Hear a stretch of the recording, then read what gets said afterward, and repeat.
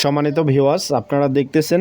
আর এখানে মেশিন সেলাই মেশিন চালাতে গিয়ে আমরা খেয়াল করব যে এই যে হাড়ি, রেস গার্ড বা হাড়ি বলি আমরা, রেস বা হাড়ি বলে থাকি, এগুলো অনেক সময় বাসা বাড়িতে সেলাই করতে গিয়ে এগুলো কিন্তু খুলে পড়ে যায়।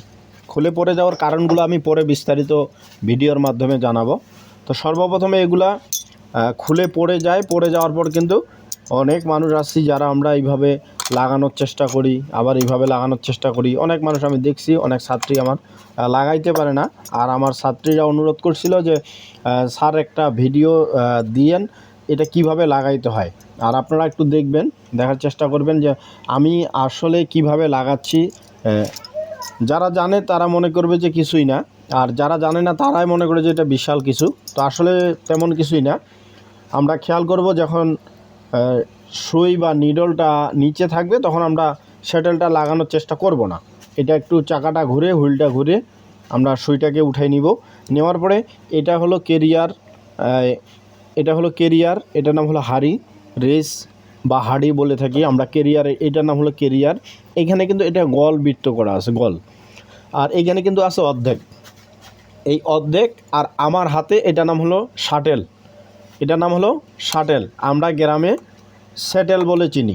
তো এই শ্যাটেলটা আমরা কি করব, প্রথমে আমরা এইখানে স্থাপন করব, বসাবো। এই জায়গাটা এইভাবে ঠিক বসিয়ে দিব, এইভাবে ধরে এই যে বসিয়ে গেছে। বসানোর পর এই যে দেখেন এখন ঘুরতেছে, সমস্যা নাই। আর যদি কখনো কেরিয়ারটা এই দিকে ঘোরা থাকে, এই দিকে, তখন আমরা ধরে নেব যে এই দিকে আছে অর্ধেক, আমাকে এই দিকে অর্ধেক লাগাইতে হবে। এইখানে আমি এইভাবে বসাই দিব। এই যে সুন্দর বসে গেছে। যদি কখনো আমরা দেখি যে এই রকম করে বসানো আছে, তাহলে তো আরও ইজি, নিডলটা উপরে আছে, এইভাবে দিয়ে বসিয়ে দিব। বসিয়ে দেওয়ার পর আমার কাজ হলো এই গার্ডটাকে স্থাপন করা। এই গার্ডটা অনেক সময় অনেক মানুষকে দেখছি আমরা এইভাবে ভুল করে বসাই। হ্যাঁ, এটা কখনো ভুল করে বসা যাবে না। এখানে যে লগ আছে, এই লগগুলো, হ্যাঁ, উঁচু জায়গাগুলো যে আছে, পিনগুলা, লগ পিন, এই পিনগুলা যেন উপরে থাকে, এইভাবে যেন কখনো না থাকে। এটা ঠিক এইভাবে ধরে এইখানকার যে পিনটা আছে, এই পিনটা এই হাড়ির যে এই গর্তটা আছে, এই জায়গাটাতে, কাটা জায়গাটাতে আমরা বসিয়ে দিব।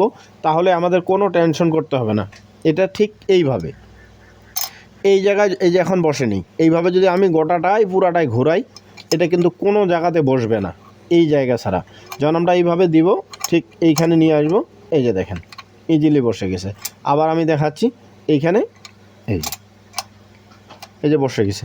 বসে যাওয়ার পর আমাদের কাজ হলো এই যে হাড়ির যে পিন আছে, লক পিনগুলো, এগুলো লাগানো।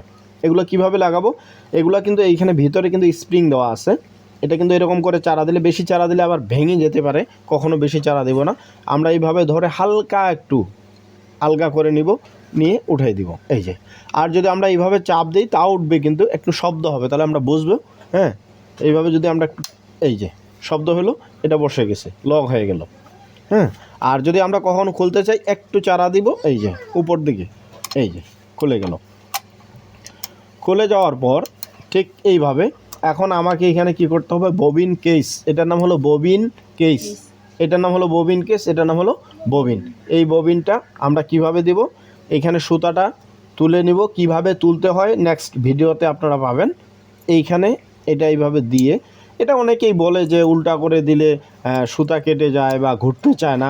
এটা উল্টা সোজা নিয়ম নাই, তবে আমরা সচরাচর চেষ্টা করব এইভাবেই দেওয়া। এটা হলো সোজা নিয়ম, এই যে যেন এই দিকে ঘুরে, এই যে ঘুরতেছে, দেখেন ঘুরতেছে। আর আমরা যদি এই দিক দিয়েও দেই, এই দিক দিয়ে বাইরে করে, তাও ঘুরবে, সুতাটা বাইরে হবে। তো আমরা ইজিলি চাইবো যে এই দিক দিয়ে এইভাবে দিয়ে, এই যে খাস কাটাটা দেখতেছেন, এইখানে দিয়ে, এইখান থেকে ধরে এই সুতাটা টেনে এইদিকে আমরা বাইর করব। এটা হয়ে গেছে। এখন আমাদেরকে এই শ্যাটেলের কাছে বা হাড়িতে কিভাবে আমরা এই ববিন কেসটা স্থাপন করব। যদি কখনো নিডল সুই, এই সুইটা নিচে এখন নামা আছে, আপনারা দেখতেছেন আমি নিচে নামাই দিলাম। এইভাবে যদি আমরা লাগাই তাহলে সুইচটা ভেঙে যেতে পারে, ববিন কেসে আঘাতপ্রাপ্ত হইতে পারে। তো আমরা ওইটা কাজ না করে নিডলটাকে উপরে উঠে নেব, সুইটাকে উপরে উঠে নেব কলমটার সাহায্যে। যে ঘুরিয়ে দিলে এই যে দেখেন উপরে উঠে যাবে। উপরে ওঠার পর এটা দুইটা নিয়ম আছে। একটা সঠিক নিয়ম হলো এইভাবে ধরে এইখানে যে লক পিনটা আছে আমি আবার একটু আপনাদেরকে দেখানোর চেষ্টা করতেছি। ববিন কেসে এই যে দেখেন লক পিন আছে, এটা লক চাবি আছে একটা, এই চাবিটা এইভাবে উঁচু করে ধরলে এটা ওইখানে স্থাপন করলেই কিন্তু লক হয়ে যাবে।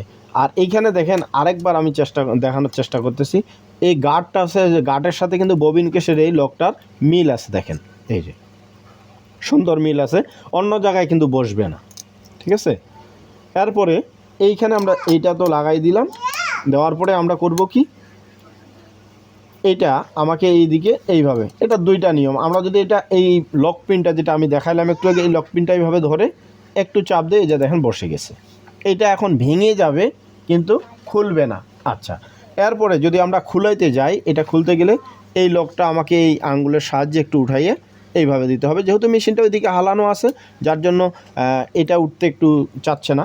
যখন মেশিনটা এরকম করে নিচে নামানো থাকবে তখন কিন্তু ইজিলি আমার ববিন কেসটা হাত থেকে ববিনটা খুলে আসবে।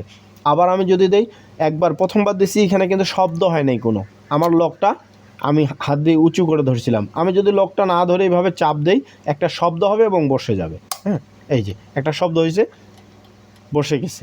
এখন প্রশ্ন আরেকটা থেকে গেল, অনেক সময় অনেক মেশিনের ববিন কেসটা চতুর্দিকে ঘোরাঘুরি করে, এইদিকে চলে আসে, এইদিকে চলে আসে, এই লক থেকে বাহির হয়ে আসে। এটা কেন বাহির হয়ে আসে, কী কারণে বাহির হয়ে আসে, আমি নেক্সট ভিডিওতে চেষ্টা করব।